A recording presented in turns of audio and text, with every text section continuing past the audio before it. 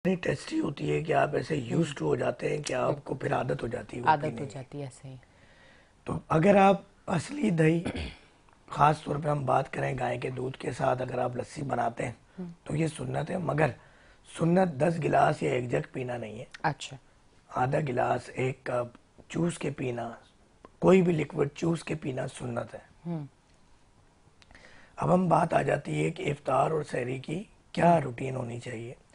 सबसे पहले तो आपने खजूर से रोज़ा खोलना है, क्योंकि आपका सारा दिन एम्प्टी पेट है और नबी करीम सल्लल्लाहु अलैहि वसल्लम की सुन्नत है कि आपने खजूर से थोड़े से पानी से एक दो घूंट या फिर कोई नमक से या कोई भी फ्रूट, कोई भी चीज़ ले ली, ठीक है।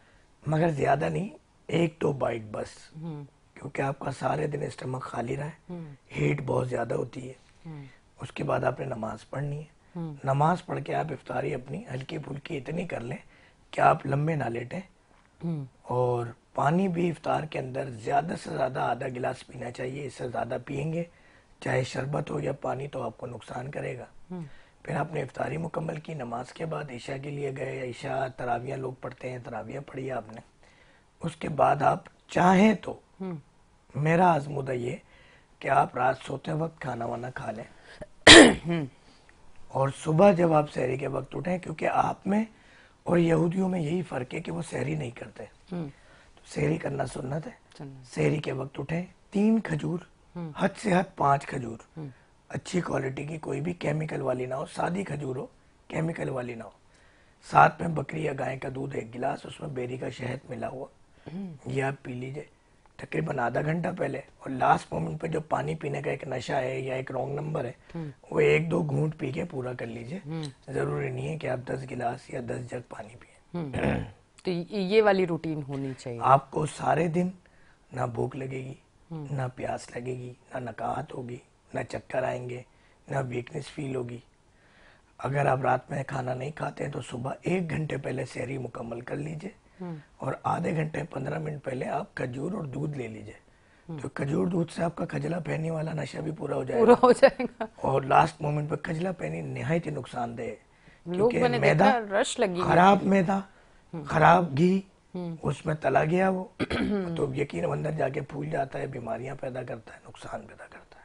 अच्छा, अब चीज़ ये है कि जो आपने बताया कि सहरी में ये चीज़ें लें और अफ्तार में ये चीज़ें लें, तो मेरे हाल से फिर आपने जो 30 रोज़े हैं आपके, आप सेहतमंद गुजारेंगे, आपका वेट भी बहुत कम हो जाएगा। जो लोग कहते हैं ना रमज़ान में वेट कम करना है और उनका वेट बढ़ जाता है, उसकी वजूहत ये होती है कि इतने पकौड़े, समोसे, मीठी शरबतें पी के आप वेट बढ़ा लेते हो। पर जो आपने बताया मेरे हाल से अगर ये किया जाए तो आपका वेट भी कम होगा, क्योंकि आप सेहतमंद रहेंगे, आप पे चर्बी नहीं चढ़ेगी। बात यह है कि आप फैटी चीजें ले रहे हैं ना सारी, फैटी। वो भी गंदा कैस्ट्रॉल। हाँ अब मैं कोलेस्ट्रॉल की बात इसको कहता हूँ, कैस्ट्रॉल एक केमिकल का हाँ नाम है। हाँ। अच्छा। और गंदा इसलिए कह रहा हूँ, बैड कोलेस्ट्रॉल इसको कहते हैं बैड कम। मेडिकल की जबान में, मगर मैं इसको गंदा कहता हूँ ताकि समझने वाले जरा साफ समझ सके।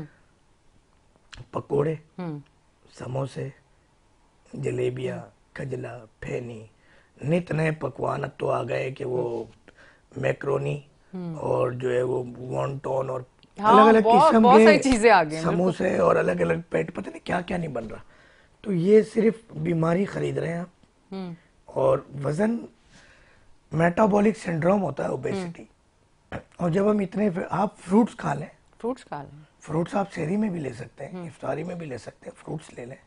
और ये रंग बिरंगे शरबत से भी बचे, सब में केमिकल होता है, सब कुछ भी हो सब में केमिकल। अब आप किसी हलवाई की शॉप पे जाए ना, आप यकीन करें हमारे चैनल के आने से पहले भी, मैं पिछले रमज़ान भी जब मैं गई इफ्तार से पहले, तो बाहर ही उन्होंने लगाया हुआ था ना, रमज़ान में अट्रैक्शन इतनी होती है, बेसन से बनी हुई चीज़ें इतनी अलग किस्म की होती है, आप यकीन करें जिस बेचारे का बजट नहीं होता और जिसने नहीं भी लेना होता, पर वो चीज़ें देख के इतना खिंचा चला जाता है ना कि वो खरीद लेता है। और तमाम तर चीज़ें बेसन से बनी हुई होती हैं। तो आप मुझे ये बताएं देखने वालों को भी कि बेसन एक दिन में हम कितना इस्तेमाल कर सकते हैं, क्योंकि पूरे 30 दिन है, पूरे 30 दिन अगर आपने इस्तेमाल करना है तो कितना करना है, क्योंकि बाहर जो आपको चीज़ें मिल रही हैं तमाम बेसन से ही बनी हुई हैं।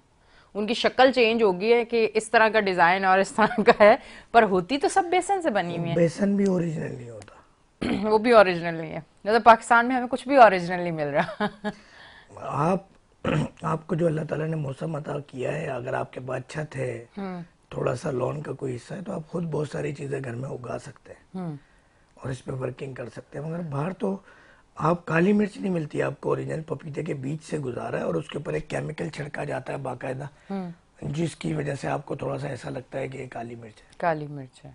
अच्छा, वो अमूमन आप ब्लैक पेपर जो है, काली मिर्च आप अंडा बनाए उसके ऊपर आप डालें ना, तो अमूमन तो बड़ा मजे का जायका आता है और अमूमन काली मिर्च का टेस्ट ही नहीं आ रहा होता, वो एक अजीब सा टेस्ट आता है। मतलब जो काली मिर्च का एक जायका होता है ना, थोड़ा तो जुबान पे लगने वाला, पता ही नहीं चलता आप जितनी भी डाल लो। तो बता दिया ना मैंने क्या होता है। हाँ, वो क्या चीज होती है, इतने सारी केमिकल मिली हुई चीजें, और मतलब कोई भी चीज़ ठीक नहीं है जो आप तक सही पहुंच जाए। एक प्रोसेस के बाद केमिकल, फिर 2 नंबर चीज़ें, सारी चीज़ें। एक समझ आता है रूटीन में आप खा पी रहे हैं, एक समझ आता है कि बिल्कुल स्टमक खाली है और उस पर वो केमिकल वाली चीज़ें।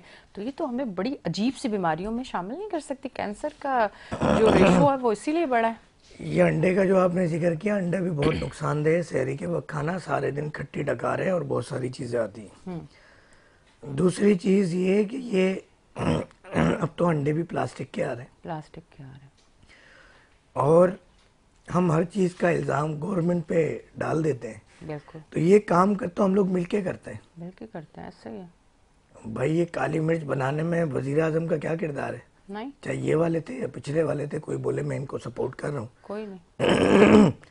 तो बात सारी ये है कि इस सब में हम सबका किरदार है। हम सबको अपने आप को बदलना को, हर बंदा ये सोच रहा है कि मैं सामने वाले को बेवकूफ़ बना रहा हूँ। उसे ये नहीं पता चलता कि मेरी तो फील्ड एक चीज़ की है, मैं एक चीज़ में बेवकूफ़ बना रहा हूँ, 100 चीज़ों में दुनिया मुझे बना रही है। ऐसे ही। तो ये ज़ाती तौर पे एक कौम हमें अपने अंदर बदलाव लाना होगा। आज केमिकल का दूध, केमिकल की दही, ये तमाम चीज़ें यहाँ मौजूद हैं। बिल्कुल ऐसे ही। ब्रेक का भी टाइम आ गया है, ब्रेक लेते हैं,